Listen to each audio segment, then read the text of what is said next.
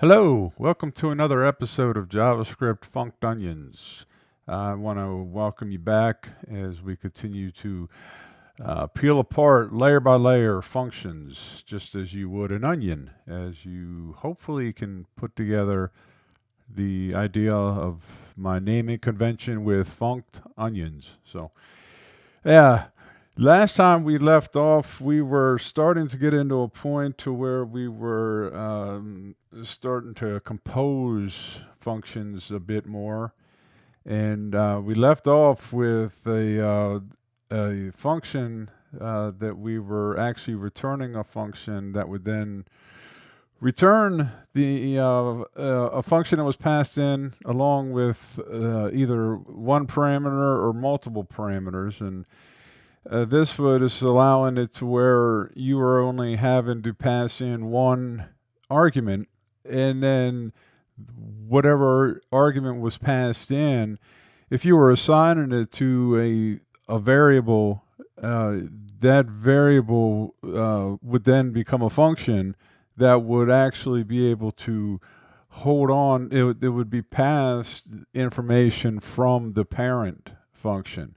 So it was a matter of closure that allowed this new function to be able to gain access to information that that's not particularly in that function's execution context. So we saw that with when we worked with this add when we set up this add 10. And then we assigned it and evoked curry with the parameter 5. Now, so the question I have for you here is this right? I mean, is this here going to work? And I would tell you no, is because we aren't saying what are we going to add 5 to. No, I just asking that because I did it wrong. So I got to first make sure that my function that I'm passing in is one of the functions that I have listed, and I just have these simple two functions that are one adds and one multiplies. Now, something I want to share just off topic for now, but it will become a topic, is that when you're working with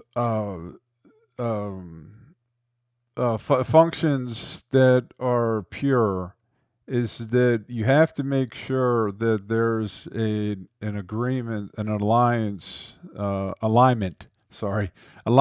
between the function signatures.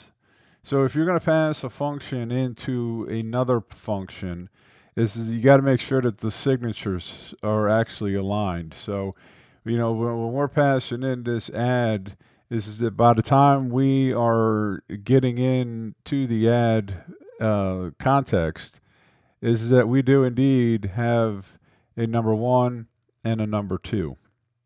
So that's just something that I wanted to bring up, and we'll dive deeper into that. But something that I want to show is that right now we're taking a step to where we are actually assigning the returned function from curry into add 10, and then add 10 is now becoming the return function from curry.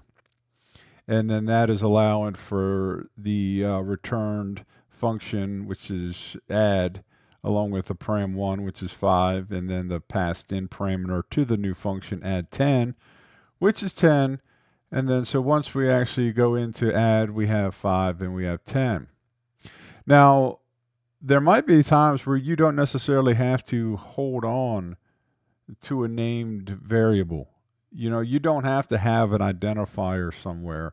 You just need to be able to go off and execute this function.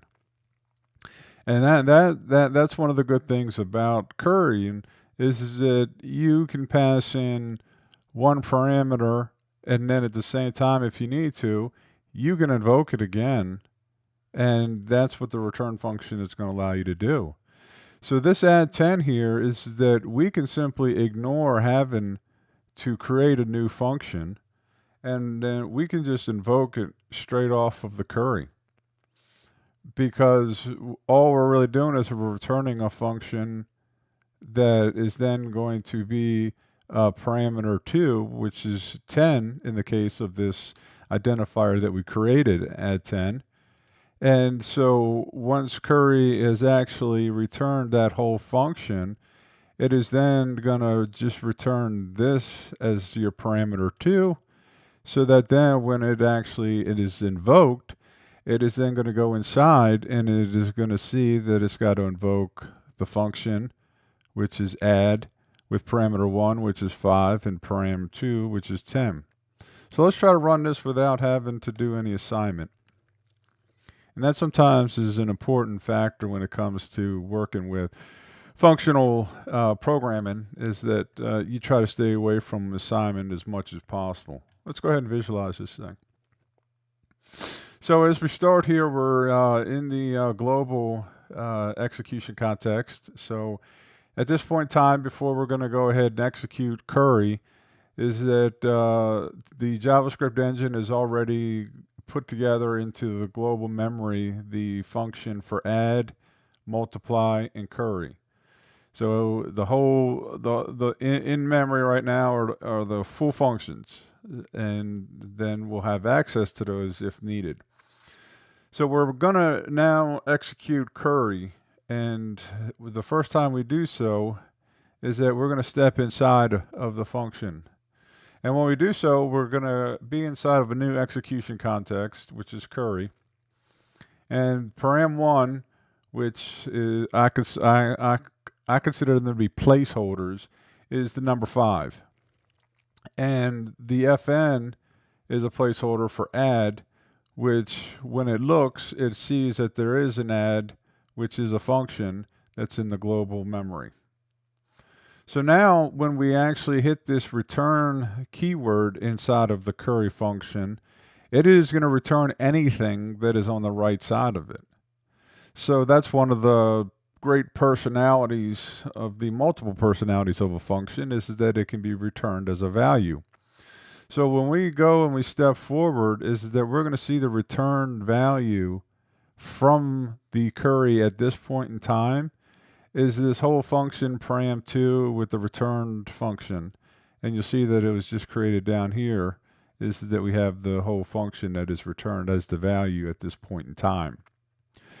Now, as we go forward here, is that we're going to come back to curry. We're going to return from where the function was called. And at this point in time, we're outside of curry. It's gone. Okay, so that add, that function, and that param1, which is the pointer, I don't know if you guys like the word pointer, but it makes sense to me to call it that. A pointer to add function that's in memory, and the param1 being 5. But if we look at right now, this is that we're out, that's gone. We don't have that anymore. We're back into the global frame. So we no longer have that execution context of curry. So, but what happens though is that when we returned out, is that we came back here to curry, and then we're going to invoke it again. And when we invoke it again, is that you'll see here, is that we still are holding on, just like we did before when we assigned to add 10, is that we still have a parent. And that's the closure over top of this, is that we still are able to access the parameters that we have for the curry, which is the fn, which points to the add function, and param1, which we held on to in being the value 5. So even though it went away, is that because in this function that we returned, is that we're still holding on and needing this fn and this param1. So now that we're inside of this function, is that we have access to the param1 value, and we still have that pointer to add. So now we're at a point to where we're going to return again, and this time when we return, we're actually going to invoke that function, passing in param1 and param2. So when we return, that is now going to take us inside of this function, fn, which is actually the placeholder for add. So now when we step in there, we have a new execution context, and now we're inside of add. So now our placeholders num1 and num2, we actually have from our parent, which is the number 5, and then the number 10. So now when we when we replace num1 and num2 with 5 and 10, is that we now have num1 plus num2, and that is going to be the return value. That whole, so it's not going to, the return value is not going to be num1 plus num2. It's going to be the actual value from when you actually do the addition on that. So once we actually run and execute that, we're going to see that we now have a return value of 15, which will be returned from the add function, and then that's going to take us back to where we started from. And that is when we returned out of the curry, and that is going to be the return value that we're going to get. So curry, we actually are able to, without having to assign it to a variable that will then become the return function, is that we can just go ahead and invoke that straight off of curry, because it's going to return a function, and that's going to be passing in the number 10 to param2. So there's two ways of where curry can actually be used, and that is being that you assign it to a value, a name variable that then becomes the function, and then from there you'll actually pass in whatever number you want to be for the param2, and then it will go ahead and it will run off of that variable. Now I want to edit this code because before, let me go back to Visual Studio Code. Do you remember this right here? This function lift-n? We were working on this before. Now I just want to put this in here real quick, and so we can see something that could be of interest. With the lift-fn, this is that we pass in a function that is then going to return a function, and we'll call this param1, that is then going to return a function that is param2, that is then going to return fn, where we pass in param1 and param2.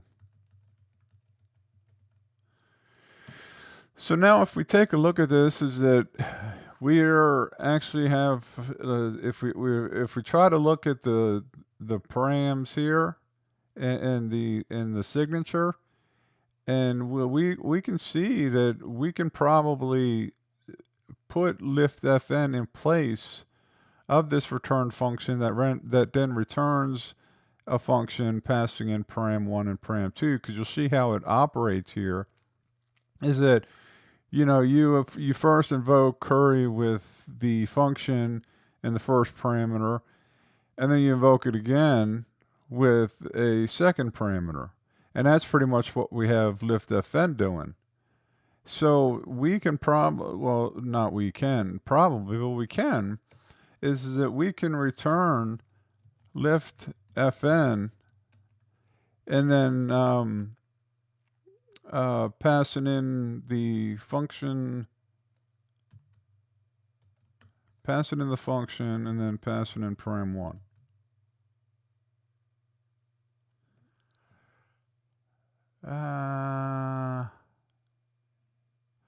Let me double check. I might be a little bit off here.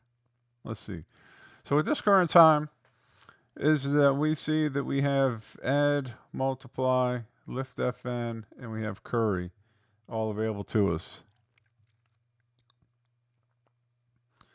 Let's go forward here and see what happens. Okay, so we jump inside of curry, and so the function, the fn is actually now being replaced by add, and we have the param1, which is 5.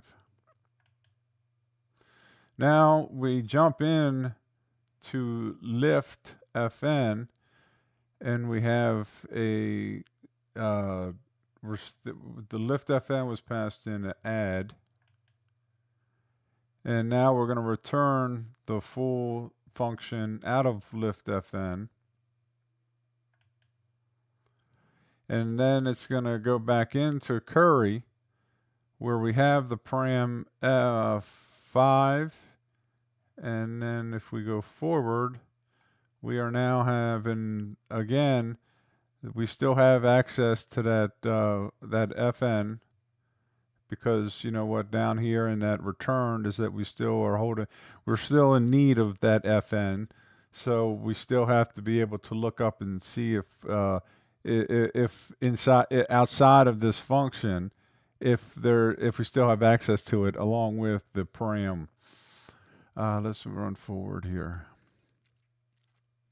Now we hit this return statement again, and it's going to return the whole function, and it's going to return param2, and then return the invocation of the fn with param1 and param2. So now, if we go back to curry, we're now going to run curry again, and now we're going to hit inside of the return function, and now from our parent2, so before we only had to go up to one level to our parent, but now parent 2 you can consider to be the grandparent, is that the grandparent here up here, we still have a reference to fn, which we're still in need of. Param1, we can go out into the, goodness gracious, that's parent, grandparent, I guess that's a parent. Parent 2, so if that's a parent, that's a grandparent. But you'll still see that we still have access to param1 in the scope. So, and that's why we still have this value that we're holding on to 5. And now in here we have param2, which is being passed in the number 10. So up here we're going to now have it to where we're going to invoke fn, which is add. And then for the placeholders num1 and num2, we now have 5 and we have 10. So now we're going to jump up inside of add, and then we're going to have ourselves with num1 and num2, the placeholders, being 5 and being 10, which we see that we actually passed in from the curry function. And if we go forward, well, now that we see that we get the same return value of 15. And then we go back down and we're complete. So this was just a matter of being able to take a function that we have already created, that we already use, and check out the signature and see how it operates, and then being able to actually compose it in a way to where it will be able to output the same as we had before, where we were returning a function that was then returning the fn with the param1 and param2. But here, with the lift fn, when we actually call it, is that we're then doing the same thing. We're returning the function, and then again, when we come back, is that we're invoking the param1, which is then going to return this. And then when we come down, it is then going to have the fn, and it's going to have the 5, which we got from here. So we're still going to have access to the fn and the param1. And now param2 is going to be returned within this function, so that when we then return the invocation of fn, we'll have param1 and we'll have param2. That will then go inside of the function which we have as add, and those two numbers will become 5 and 10. So this is just another example of how we have the multiple personalities of functions, to where we can, invoke them in different ways, and we also can use partial functions and also composable functions inside of other functions. So we're going to continue to drill down into this more to see exactly how this is possible and why it works. But the one thing that we're at so far right now is that we know that we can return functions as values, and then at the same time, we also can hold on to the outer scopes parameters, and simply by the fact is that we're still have a reference to them, so we're actually being able to piggyback off of the outer scope as long as we still have a reference to them, which you'll see here is that we still had a reference to add, and we still had a reference to param1 and a param2, which allowed us to pass those in to add for num1 and num2 to get our return value. So we're going to continue to move forward on these and drill deeper into understanding the different personalities of functions. But I just wanted to show you a couple different ways on how we are able to use curry without having to assign it to a variable, which then became the function that we invoked. And then secondly, how we were able to take a function that we had used before and be able to pass it in as the returned value for curry, as opposed to having to just return anonymous functions from curry itself. So we'll move forward with this and continue on, and we'll see how far we get into being able to peel apart the onion of functions and see how far we can get to where there's a solid understanding of all different personalities and aspects of functions in JavaScript. Thank you very much.